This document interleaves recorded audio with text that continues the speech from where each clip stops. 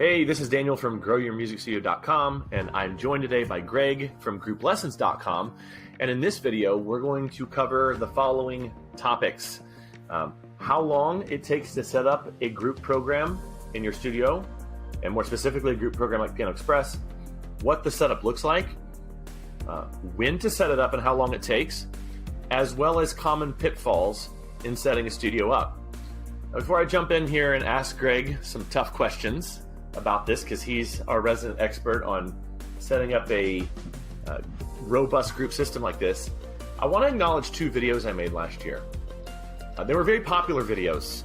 If you check our YouTube channel, they have a lot more views than some of the videos around it.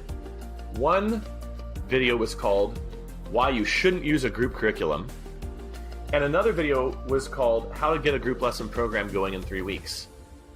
And I made these videos in reference to a way of doing group that I did for a long time. And I think that way of doing group is is great. But I'm the kind of person where I want to be improving things. When I worked with kids, teaching them piano for a decade and a half, I would get obsessed with finding ways of teaching different concepts in a way that 99.9% of the kids would hear at one time and they'd just get it.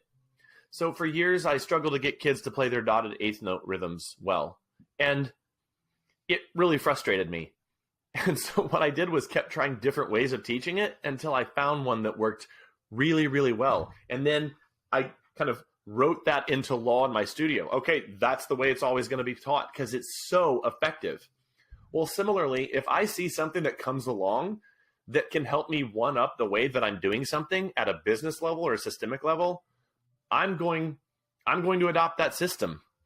And so the comments I made last year around how to set up, whether you should or should not use a group curriculum, I don't necessarily disagree with those things. I think I just have things to add to them, which is why I am making this series of videos here with Greg. So I want to kind of put that into context, because if you were a studio that's kind of small and you wanted to do a multi-level group system, that could be a good thing. If you're a small studio that wants to become a bigger studio, if you're a mid-sized studio that has, a number of teaching staff, I think a more robust system is what's going to help you. You've got to find a way to teach those staff members. You've got to find a way to create uniformity amongst potentially hundreds of students. The cracks begin to show in a system like I ran in my studio, if I were to get up to 200, 300 students. So Greg here, being the resident expert on how to run a much bigger group piano program, is ready to answer some tough questions today, or at least he says he is. We're going to find out. So Greg, I don't know why I'm being so annoying, but let's jump into question number one. Just maybe very simply, do you think it's hard for a mid-sized studio to set up group lessons for the first time? Okay, do I think it's hard? Or difficult, yeah. I think for a number of reasons it would be. I think that especially if you are trying to do it with no roadmap. Okay, if you go just complete cowboy mode and you're going to go explore the wild frontier all by yourself, no maps, putting together your own shopping list, putting together your own curriculum, even if you're trying to retrofit an existing method, like there's popular piano teaching methods out there that were written for one-on-one lessons, but if you're going to try to use it for group lessons, you've got to figure out how to modify. It's like you have these tools and it's like, okay, how am I going to use these tools in a new way to teach this new program? Yeah, that takes a lot of creativity. And then if you have staff to train, it's a lot of work.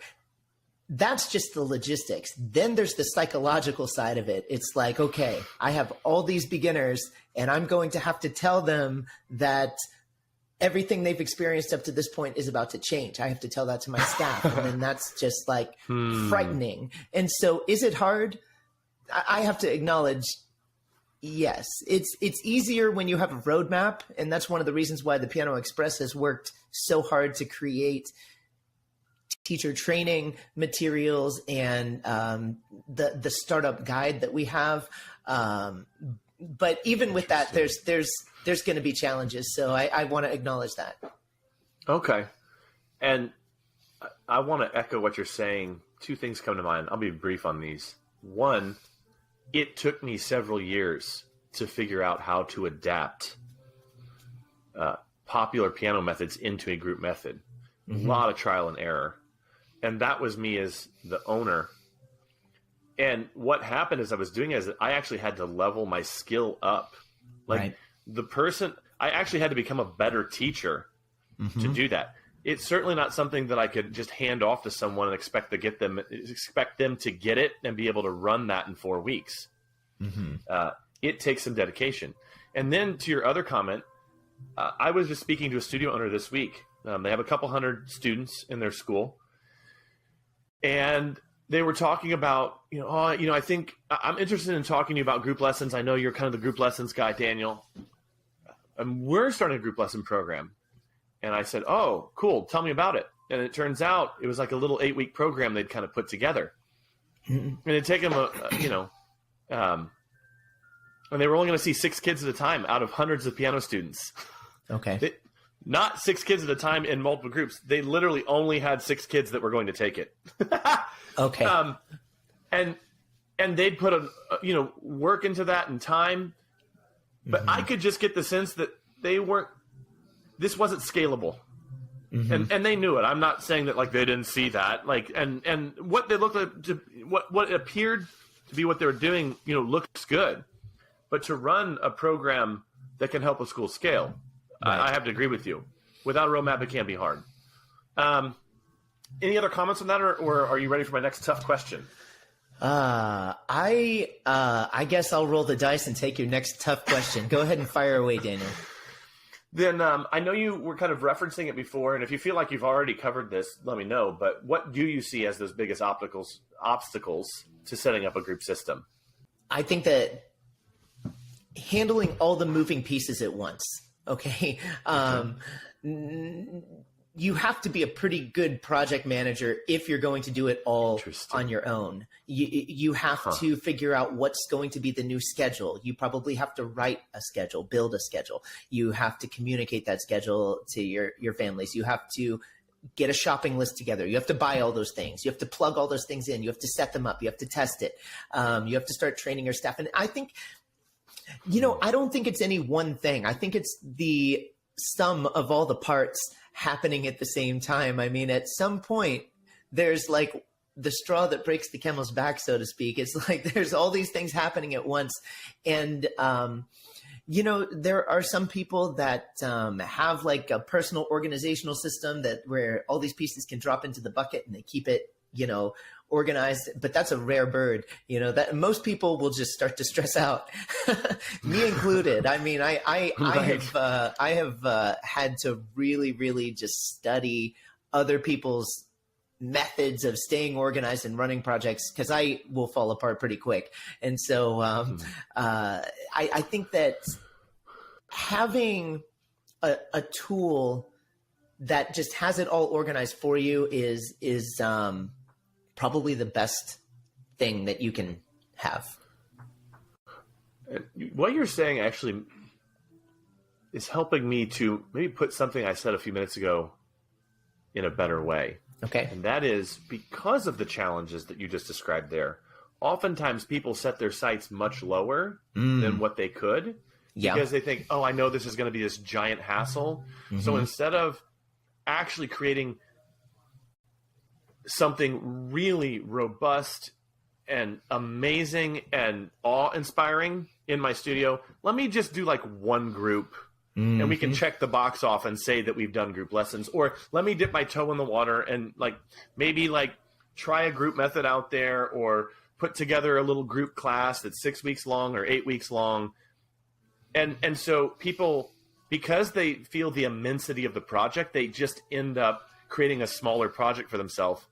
But if you want major change, you have to make major change. But I think a lot of people are intimidated by that. So that's a good point that you made there, Greg, about all those things. It seemed like you were going to say something else, though.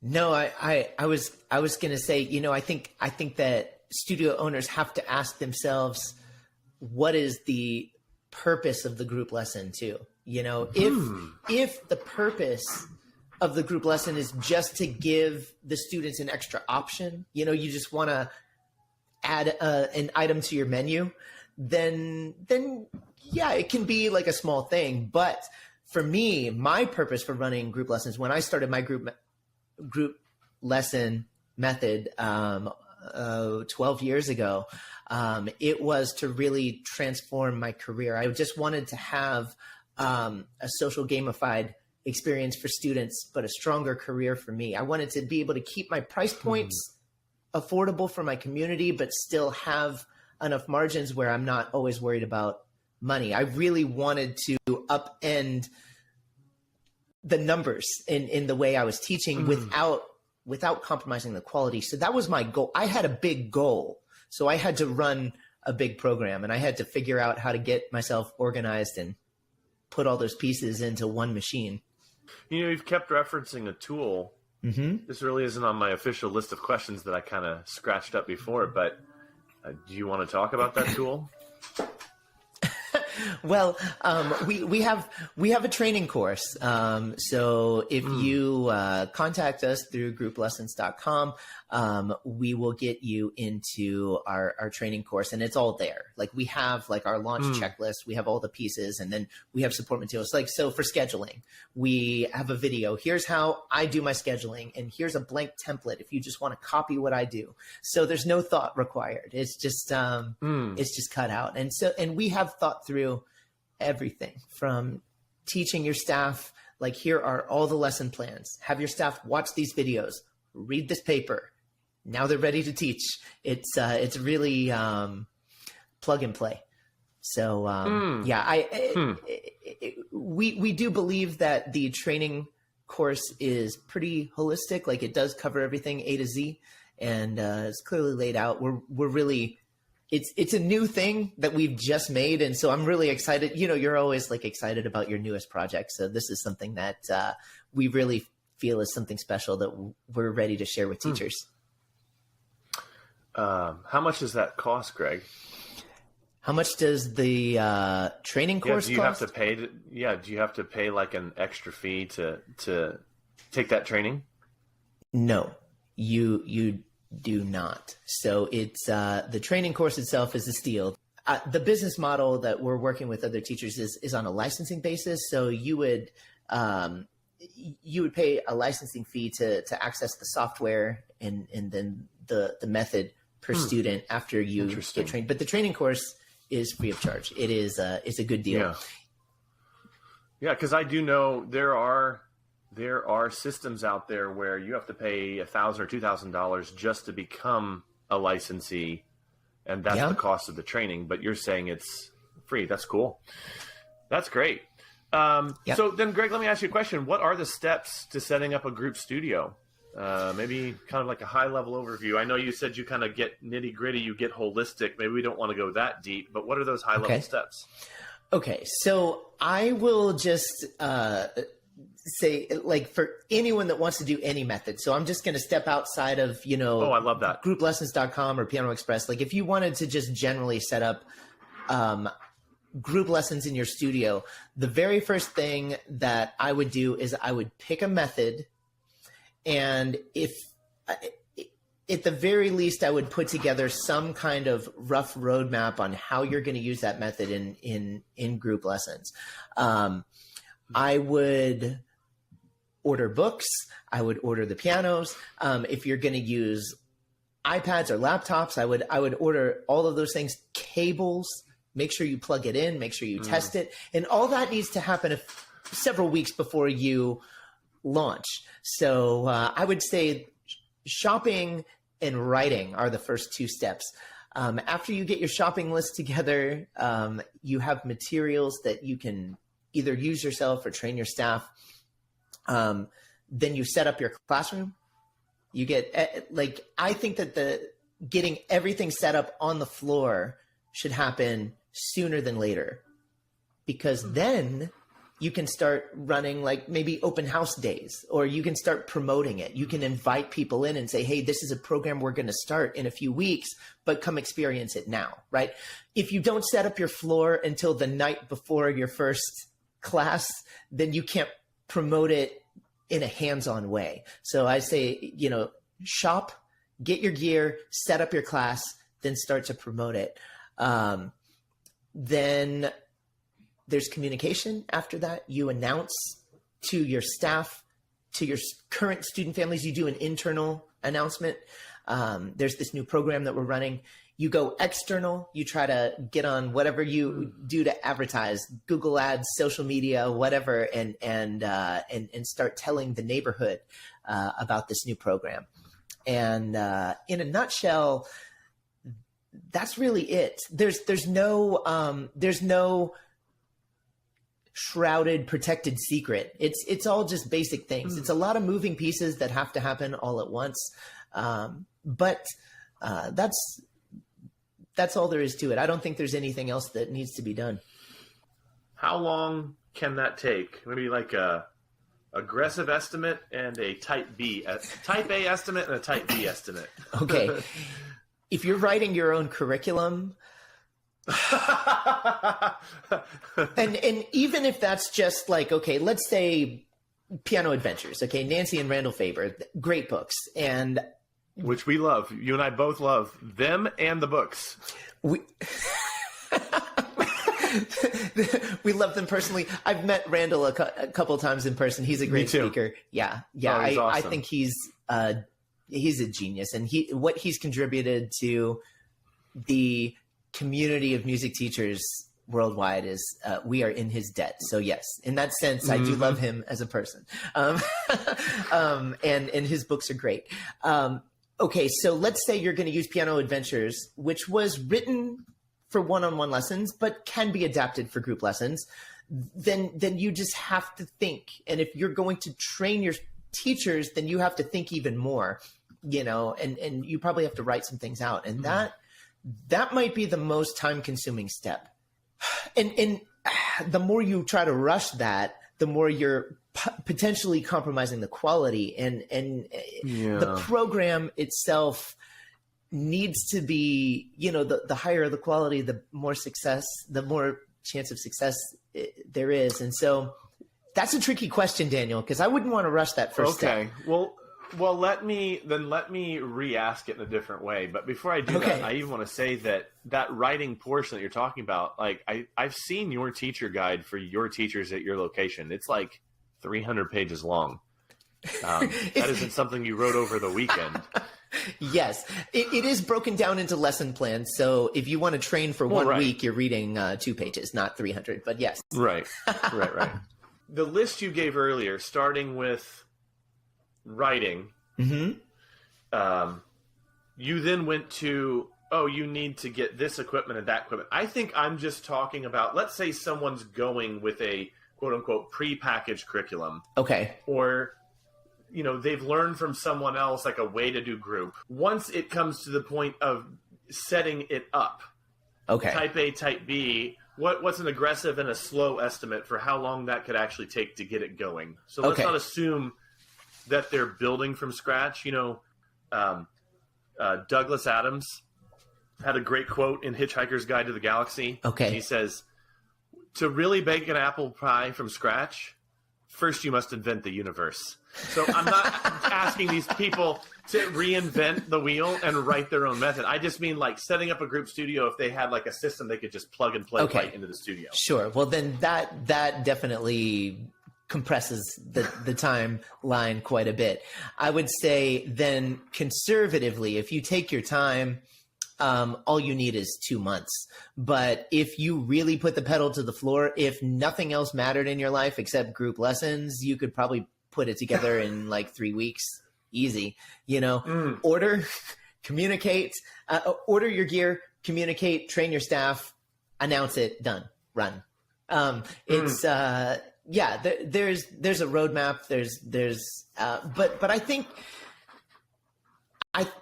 3 weeks would be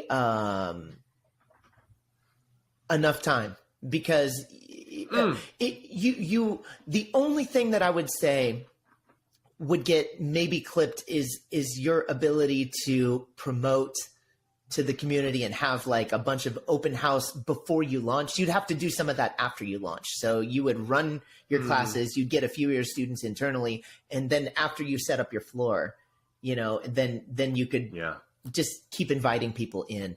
But even I can speak to that in that more aggressive timeline, even in the way that I, for a long time, taught studios how to do group lessons. I actually had a 3-week calendar that I built out for people who were kind of doing this more intuitive, a little more chaotic way of teaching group. And my point is that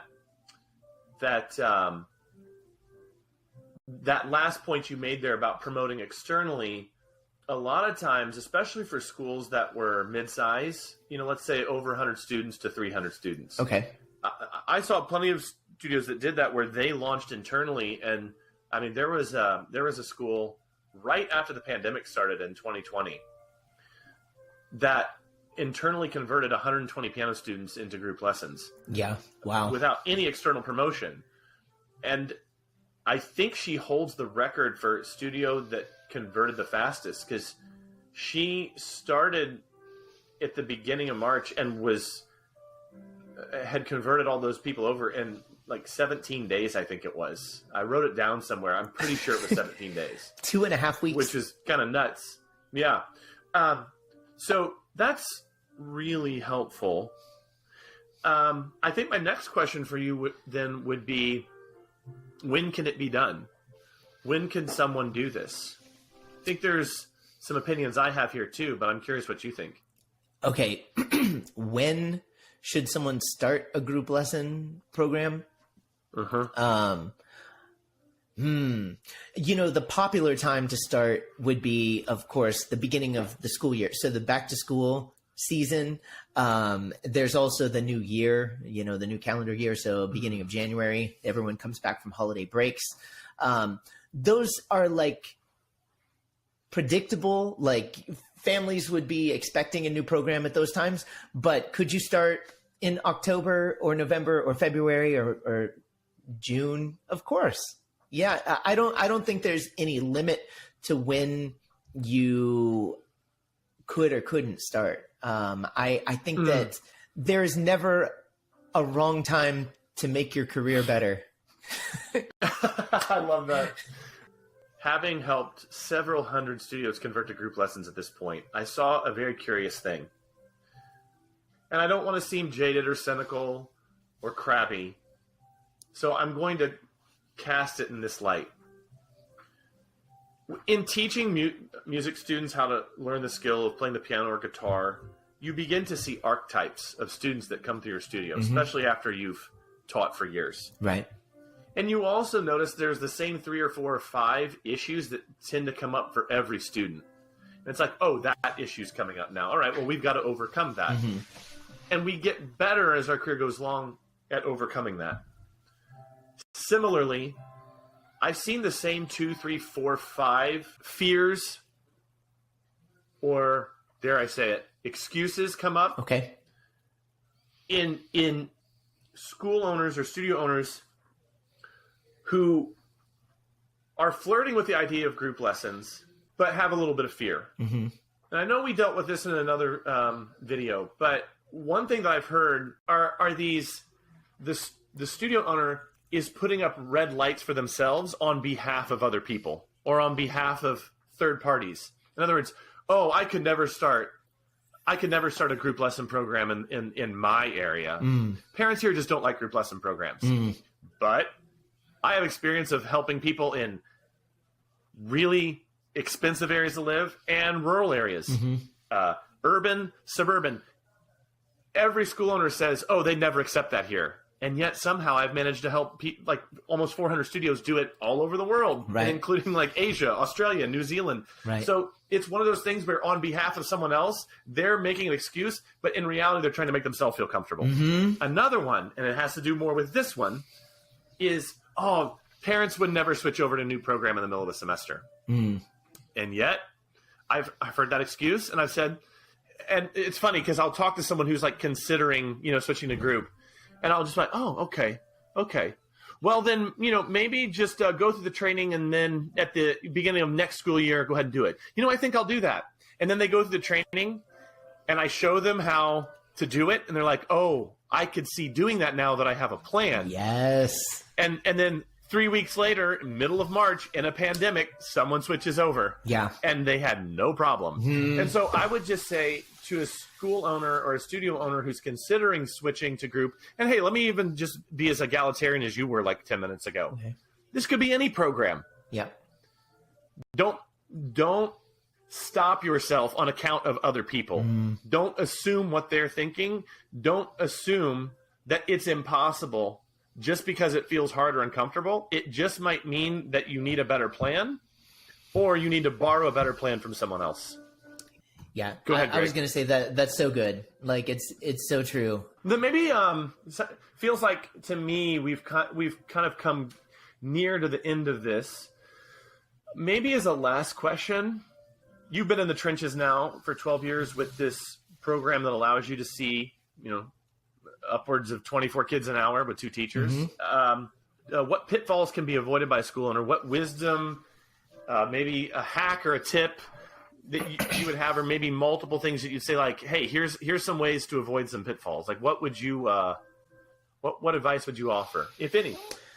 All right. So number one, there's 2 things, but which one do I want to say first? I'm going to say this big one first. And this is like, if you do not believe that group lessons is the right thing for your studio, then just go ahead and stop and don't proceed, because you can't enthusiastically get behind a program that you don't believe in. And if there is no reason in your heart of hearts to move forward, then honestly, you're setting yourself up for trouble. Your program might pop and fizzle, or it might not get off the ground. So I would say the biggest pitfall is probably motivation. If you are 100% motivated and you're like, this is a program that I really, I believe is going to benefit my studio and my students, you're going to be able to take kids off the waiting list. You're going to be able to invite more families in to experience what you have to offer. If those things resonate with you and you're just like, this is the right thing for me, then yes, proceed. And so check your motivation first. And I would say that if it's not there, that could be a pitfall. If the motivation is there, then I would say the other pitfall, and this is a tricky one, okay, it is going half in and half out of group lessons. Just saying, okay, let me try it, and let me like do this really small sample of a program. I would say from my personal experience, that is also setting yourself up for somewhere between disappointment to all-out failure, because you don't get a taste of how amazing and transformative it is unless you really try to scale up. My program it's also all of the work without the reward.